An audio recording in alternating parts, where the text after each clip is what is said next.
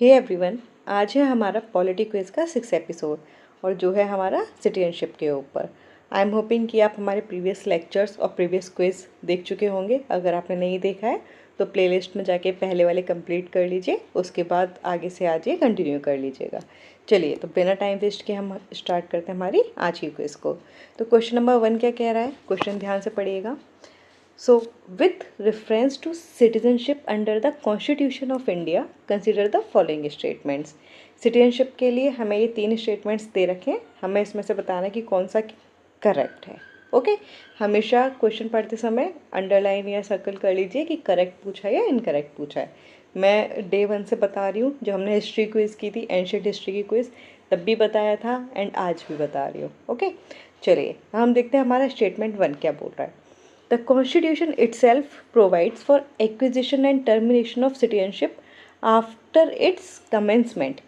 क्या हमारा कॉन्स्टिट्यूशन उसने ही दे रखा था ये प्रोविज़न कि जो हमारी सिटीजनशिप है वो कैसे ले सकते हैं, कैसे वो टर्मिनेट हो जाएगी, है ना। After it's commencement, her word को ध्यान से पढ़िएगा, है ना, इसलिए मैं अंडरलाइन करती जा रही हूँ कि आफ्टर इट्स कमेंसमेंट, है ना, कि उसका जब हमने कॉन्स्टिट्यूशन अडॉप्ट कर लिया उसके बाद के बारे में बात हो रही है ना, कि उसके बाद के प्रोविजंस भी कॉन्स्टिट्यूशन ने खुद ने बता रखे हैं। स्टेटमेंट 2 क्या बोल रहा है, articles 5 to 11 deal with the citizenship, क्या ये सही है। एंड स्टेटमेंट 3 क्या कह रहा है, parliament has a power to regulate citizenship by law.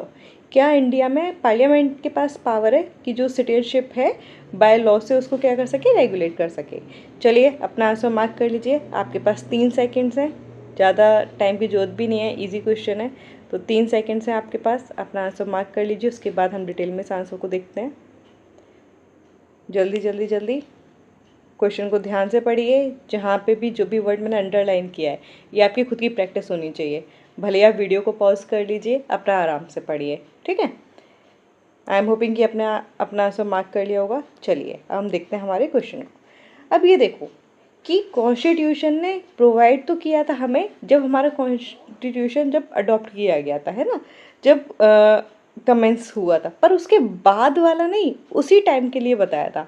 और बाद में क्या होगा, वो प्रोविज़न, वो पावर किसको दे दी थी इन्होंने, पार्लियामेंट को दे दी थी, है ना, कि पार्लियामेंट डिसाइड करेगी, तभी तो पार्लियामेंट लेके आई थी हमारे एक्ट। अब ये वाला तो सही है, सिटीजनशिप हमारे किस में, पार्ट 2 में डील करता है और आर्टिकल्स 5 to 11। ओके, फिर ठीक है, ऐसे पार्ट 2 सेकेंड है ना, रोमन में लिखा जाएगा। अब पार्लियामेंट के पास पावर है रेगुलेट करनी सिटीजनशिप, यस, क्योंकि हमारा क्या है, इंडिया सिंगल सिटीजनशिप का प्रोविजन है, ठीक है। तो यहाँ पे क्या होगा, सिंगल सिटीजनशिप का है, तो ये वाली जो पावर होगी ये किसके पास होगी, पार्लियामेंट के पास, रादर देन स्टेट लेजिस्लेचर्स। तो करेक्ट आंसर क्या हो जाएगा इसका, ऑप्शन बी, ठीक है। आई एम होपिंग कि आपने भी यही आंसर मार्क किया होगा। अब एक बार एक्सप्लेनेशन पे नज़र मार लेते हैं। तो यस, ये वाला याद रखिएगा कि ये आफ्टर वाले प्रोविजन में हमें किसके पास पावर थी, ये पार्लियामेंट के पास पावर थी। ये तो सही है, पार्ट 2 आर्टिकल्स 5 to 11 डील करते सिटीजनशिप के साथ, एंड आर्टिकल 11 पावर देता है पार्लियामेंट को लॉज बनाने के लिए। इसी वजह से जो सिटीजनशिप एक्ट 1955 भी हमारी पार्लियामेंट लेके आई थी। ओके, चलें नेक्स्ट क्वेश्चन पे। अब देखिए क्वेश्चन नंबर 2, आराम से पढ़िएगा, तसल्ली के साथ, इजी क्वेश्चन है। Which one of the following statements regarding article 9 of the constitution is correct. Article 9 के बारे में पूछा है ना, कि आर्टिकल 9 क्या है, सिंपल वर्ड्स में अगर मैं कहूँ तो पढ़ के देखिए। ऑप्शन ए क्या कह रहा है, a person voluntary acquiring citizenship of a foreign state can continue to claim Indian citizenship under article 5। क्या किसी भी पर्सन ने जो इंडिया का सिटीजन है बाहर की भी सिटीजनशिप ले ली है, तो क्या वो अंडर आर्टिकल 5 के, मतलब आर्टिकल 5 के तहत क्या वो इंडिया का सिटीजन बना रहेगा वो, है ना। चलो सेकंड स्टेटमेंट ऑप्शन देख लो, a person who voluntary acquire citizenship of a foreign state can not be a citizen of India under article 5, 6 और 8। क्या वो आर्टिकल्स 5, 6 और 8 के तहत, है ना, वो इंडिया का सिटीजनशिप नहीं, मतलब नहीं रहेगी उसके पास इंडिया की सिटीजनशिप, अगर वो बाहर की सिटीजनशिप एक्वायर कर लेता है तो। वॉलंट्री, ये वर्ड याद रखिएगा कि वॉलंट्रीली मतलब अपनी मर्जी से, है ना। फिर आते हैं सी ऑप्शन, क्या बोल रहा है, article 9 prohibits parliament from making laws regarding foreign citizenship. क्या आर्टिकल 9 प्रोहिबिट करता है पार्लियामेंट को लॉज बनाने से regarding foreign citizenship. Okay. And last option क्या बोल रहा है, article 9 deals exclusively with citizenship acquired by naturalisation. क्या नेचुरलाइजेशन वाले प्रोसेस से वो डील करता है आर्टिकल 9? 3 सेकेंड लीजिए, अपने आंसर को थोड़ा सा सोचने की कोशिश कीजिए। आप इस वाले जो आंसर है ना, इसको एलिमिनेशन के थ्रू ही निकाल सकते हो कि ऑप्शंस में ही आप देखोगे ना तो कॉन्ट्राडिक्शन दिख रहा है, तो आप वहीं से एलिमिनेट कर सकते हो। जब भी दो स्टेटमेंट सेम बात करें बट कॉन्ट्राडिक्टरी, तो हमेशा मोस्ट प्रोबेबली 99% वही चांस होते हैं कि आंसर उन दो में से एक होगा। चलिए अपना आंसर मार्क कीजिए, उसके बाद डिटेल में आंसर देखते हैं इसका। सो आई एम होपिंग आपने अपना आंसर मार्क कर लिया होगा। सो 3, 2, 1 नाउ टाइम्स अप। ओके, ठीक है। अब देखो यहाँ पे हमारा क्या है, इस चीज़ को ऐसे याद रखना। आर्टिकल 9 नो बोलते हैं ना हिंदी में, नो स्टैंड्स फॉर नो, ऐसे याद रखना। मीन्स जो इंडिया का सिटीज़न है, अगर वो बाहर की सिटीजनशिप को एक्वायर कर लेता है अपनी मर्जी से, तो हम उसे बोल देंगे नो। मीन्स आप हमारे सिटीजन नहीं हो, इंडिया के सिटीजन नहीं हो अंडर आर्टिकल 5, 6 और 8। तो करेक्ट आंसर क्या होना चाहिए, ऑप्शन बी। चलिए आगे देखते हैं। तो यस, तो याद रखिएगा आर्टिकल 9 क्या बोलता है, अगर आपने बाहर की सिटीजनशिप एक्वायर कर ली है तो आप इंडिया के सिटीजन नहीं रहे हो अंडर आर्टिकल्स 5, 6 और 8। ओके, चलिए आगे चलते हैं। नेक्स्ट क्वेश्चन अटैम्प्ट कीजिए, आराम से क्वेश्चन को पढ़िएगा। इजी क्वेश्चन है, अगर आप प्रैक्टिस करके आए हो, पूरा रिवाइज कर आए हो, तो आपको कोई दिक्कत नहीं होगी, है ना। इवन क्लास में हर एक पॉइंट अच्छे से समझाया गया था, जो करंट रेलिवेंट पार्ट था वो भी बताया था, जो हमारा ट्रैप जोन होता है कि कहाँ से एग्जामिनर फंसाता है वो भी हमने डिस्कस किया था। अभी आगे की स्लाइड्स में जब हम सारे क्वेश्चंस कर लेंगे ना, मैं फिर से आपको एक बार दिखा दूंगी कि जो हमारा 1 पेजर है हम किस तरीके से क्लास को ले रहे हैं, किस तरीके से आपको रिवीजन शीट प्रोवाइड करवा रहे हैं, और ट्रैप जोन हमारा क्या है ना, वो भी हम आपको अभी मैं आगे दिखा दूंगी जब सारे क्वेश्चन हम कर लेंगे।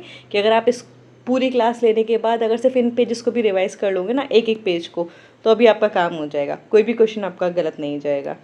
चलिए क्वेश्चन पढ़ते हैं हमारा। आर्टिकल 11 के बारे में पूछ रहा है, तो पहला स्टेटमेंट क्या बोल रहा है, parliament can make provisions regarding acquisition of citizenship.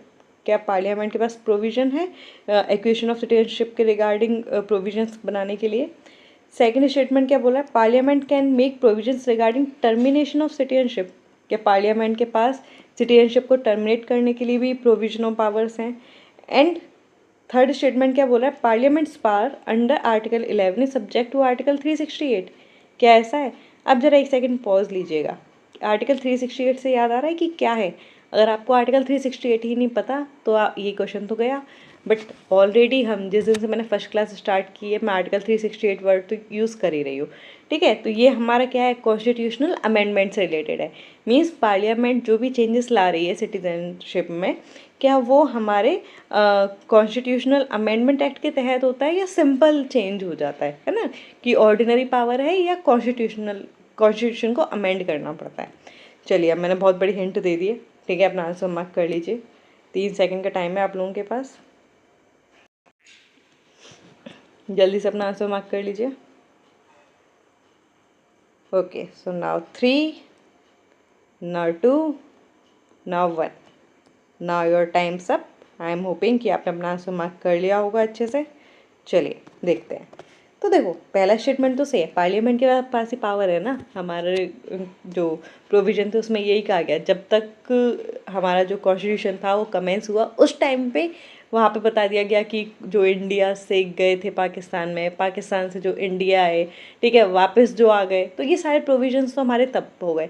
But उसके बाद क्या होगा, जब कॉन्स्टिट्यूशन कमेंस हो गया उसके बाद क्या होगा, तो वो जो पावर्स थी वो किसके पास है, पार्लियामेंट के पास है। कि एक्विजिशन के रिगार्डिंग, टर्मिनेशन के रिगार्डिंग सब पार्लियामेंट के पास है। और ये क्या है, ऑर्डिनरी लॉ है ना, हर बार थोड़ी ना वो कॉन्स्टिट्यूशन अमेंडमेंट एक्ट ला रहे हैं, तो किस मतलब नॉर्मल लेजिस्लेशन है इसका। तो याद रखिएगा ये आर्टिकल 368 के अंडर नहीं है, ये वाला गलत है। बाकी स्टार्टिंग के 2 स्टेटमेंट्स क्या हैं, सही हैं। तो correct answer should be option B. चलिए आगे देख लेते हैं इसको। तो इसको याद रखिएगा कि हमारा आंसर क्या है, बी सही है। एक्विजिशन, टर्मिनेशन और बाकी के जो भी मैटर्स हैं सिटीजनशिप के रिगार्डिंग, वो किसके पास पावर है, पार्लियामेंट के पास पावर है। Under which article, article 11। Statement 3 incorrect है, ये ऑर्डिनरी लेजिस्लेशन है ना कि हमारा अमेंडमेंट एक्ट है। ओके, चलिए आगे चलते हैं, देखते हैं हमारा आज का सेकंड लास्ट क्वेश्चन क्या कह रहा है। Consider the following statements regarding the citizenship amendment act of 2019। अब ध्यान से देखिए, करेक्ट ही पूछ रहा है। ओके, पहला स्टेटमेंट क्या बोला है, इट रिड्यूसेस, अंडरलाइन करिए, reduces the required period of residence for naturalisation for specified beneficiaries from 11 years to 5 years. क्या 11 साल का जो टाइम पीरियड था उसको कम करके 5 साल कर दिया है इस वाले एक्ट के तहत, है ना। मतलब जिन भी लोगों के लिए किया गया उनके लिए, है ना। मतलब ये स्पेसिफाइड बेनिफिशियरी मतलब जिनको ये प्रोविज़न दिया गया है, क्या उनके लिए 11 साल का जो टाइम पीरियड था उसको 5 कर दिया गया है। सेकेंड स्टेटमेंट ध्यान से पढ़िए, it applies uniformly to all foreign nationals belonging to the 6 specified religious communities. क्या ऐसा है कि ऑल फॉरेन नेशनल्स हैं जो कि बिलोंग कर रहे हैं 6 स्पेसिफाइड रिलीजियस कम्युनिटीज़ से, क्या यूनिफॉर्मली अप्लाई हो रहा है सब पे? ठीक है, नेक्स्ट देखते हैं, नेक्स्ट स्टेटमेंट क्या कह रहा है। Certain areas covered by the six schedule and certain areas under the inner line permit regime are excluded from its operation। क्या जो हमारे 6 शेड्यूल में हैं, जो ILP के जो रिजीम है ना, वहाँ पर है, अगर उनसे उनके अंडर आता है तो उस वाले पार्ट को एक्सक्लूड कर दिया गया है। मतलब इन वाले रीजंस को इंक्लूड नहीं किया गया है सिटीजनशिप अमेंडमेंट एक्ट 2019 के अंडर। ठीक है, सिंपल वर्ड्स में अपना जो भी आंसर उसको मार्क कर लीजिए, आपको कौन सा सही लग रहा है। क्वेश्चन को ध्यान से पढ़िए कि ऑलरेडी हम कर चुके हैं, है ना, ये अच्छे से हमने किया था। हमारा जो करंट पार्ट था उससे रिलेट करके हमने असम अकॉर्ड भी देखा था, है ना, कि क्या चल रहा है। ये सिटीजनशिप अमेंडमेंट एक्ट देखा था कि क्यों लेके आई थी गवर्नमेंट, क्या प्रोविज़न था इसका, है ना। चलिए, तो बहुत ही कम टाइम बचा है, अपना आंसर मार्क कीजिए। 3, 2 and now 1। Now your time's up. ठीक है, अब जरा यहाँ पे ध्यान करने की कोशिश करो। तो हमने तो ये बताया था कि हाँ, ये तो था ही 11 से 5 साल का किया था, पर सारे फॉरेन नेशनल्स के लिए क्या था? नो, हमने क्या बोला था कि 3 हमारी जो नेबरिंग कंट्रीज़ हैं हमने वहाँ पे देखा था, जिनका मतलब जो ऑफिशियल रिलीजन उन्होंने मान रखा है ना, कि जो स्टेट का ये रिलीजन है। ठीक है, और जो हमारी माइनॉरिटीज़ हैं उन पे क्या हो रहे थे, परसिक्यूशन हो रहे थे, इसलिए हमने ये वाला स्टेप लिया था। तो कौन कौन सा था? पाकिस्तान, अफ़गानिस्तान एंड बांग्लादेश। ओके, और ये वाला पॉइंट तो बिल्कुल सही है, ये ट्रैप जोन में भी मैंने नोट किया हुआ था, है ना, कि जो हमारा 6 शेड्यूल है और जो हमारा इनर लाइन परमिट रीजन जो होता है वहाँ पे ये अप्लाई नहीं होता है। ठीक है, तो correct answer should be option A 1 and 3 only, second is incorrect. तो देख लेते हैं। यस, तो ये आप याद रखना कि किस किस के लिए है, कि Hindu, Sikh, Buddhist, Jain, Parsi Christian communities के लिए, जो कहाँ से आए हैं, अफगानिस्तान, बांग्लादेश और पाकिस्तान से। टाइम पीरियड कितना किया है, 11 से 5 ईयर्स कर दिया गया है। अब याद रखना, अप्लाई इवनली नहीं होता है ना, अलग अलग कंडीशंस हैं, ये आपको ध्यान रखना है।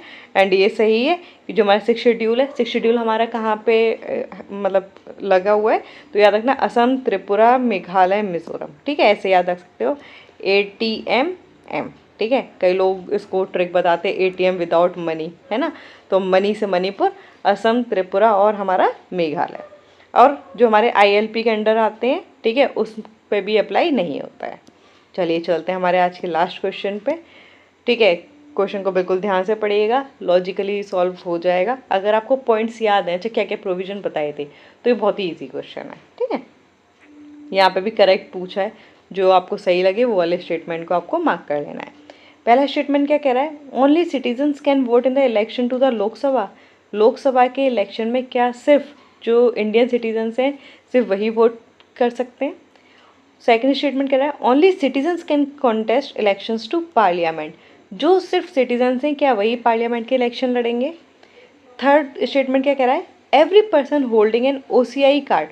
OCI कार्ड आपको याद होना चाहिए ना, क्या था, हमारे ओवरसीज़ सिटीजन्स ऑफ इंडिया। याद आ रहा होगा, मैंने कंपैरिजन में टेबल में करवाया था ना, NRI एंड OCI।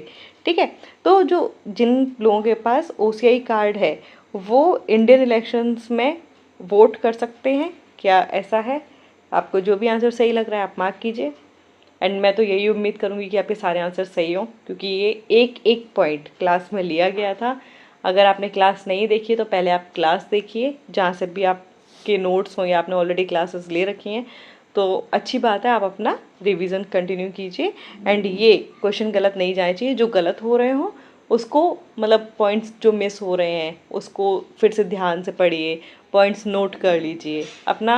अभी ये रिवीजन सेशन है, हमें चाहिए कि मेन जब हम एग्ज़ाम देना हमारा एग्ज़ाम निकले तो उसको लर्निंग प्रोसेस की तरह लीजिएगा। ये नहीं कि अच्छा हमारा गलत हो गया तो बस छोड़ दो, सही हो गया है तो हम ओवर कॉन्फिडेंस में आ जाए। नहीं भाई, ये सब नहीं करना।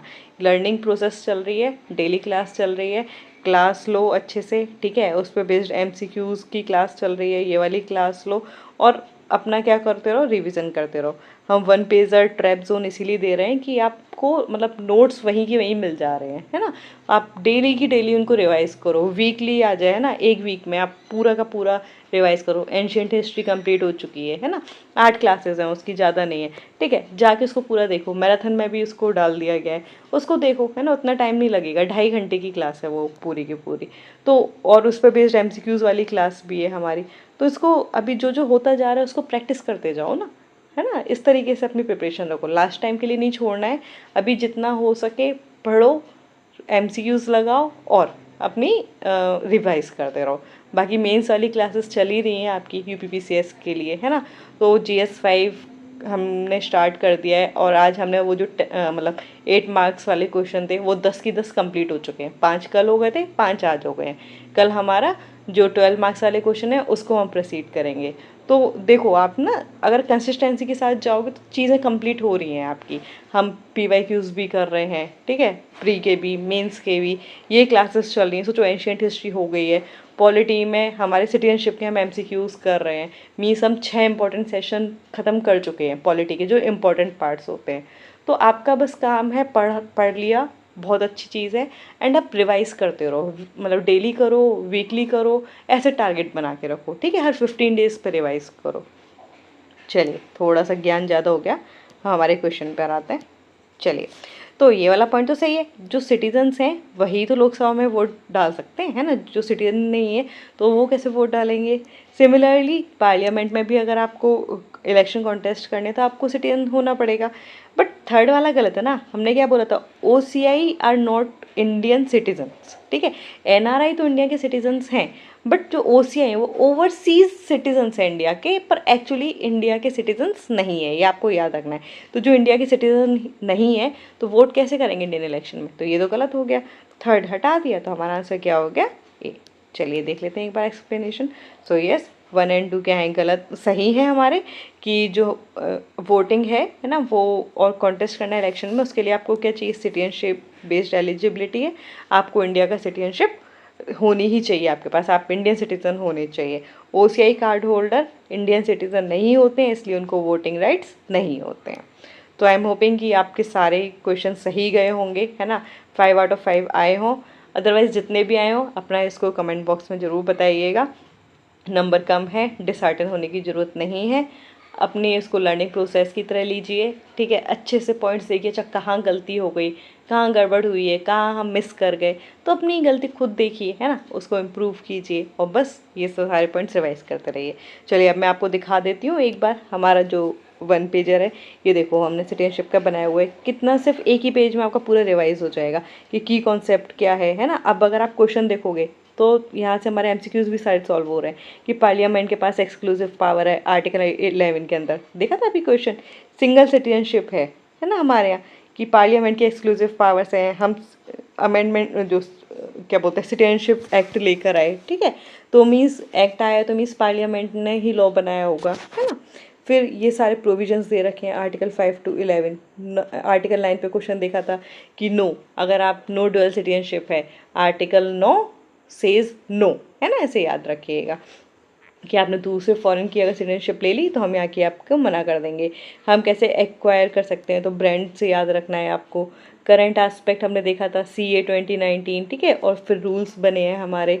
फिर हम असम अकॉर्ड के बारे में देखा, सुप्रीम कोर्ट ने क्या जजमेंट दिया है, हमने वो प्रोविज़न देखे थे, ठीक है। अभी हमारे जो मिनिस्ट्री ऑफ होम अफेयर्स हैं उनके क्या नोटिफिकेशन आए हैं OCI पे बेस्ड, ये हमारा देखो NRI और OCI के बीच में क्या डिफरेंस है। अभी हम देखा ना कि OCI हमारे सिटीजन ही नहीं है, तो वोटिंग राइट्स भी इनको क्या है, नो वोटिंग राइट्स। देखो सीधा सीधा था, अगर आप रिवाइज करके आए होते ये वाला चार्ट भी तो आपका सही जाता है ना।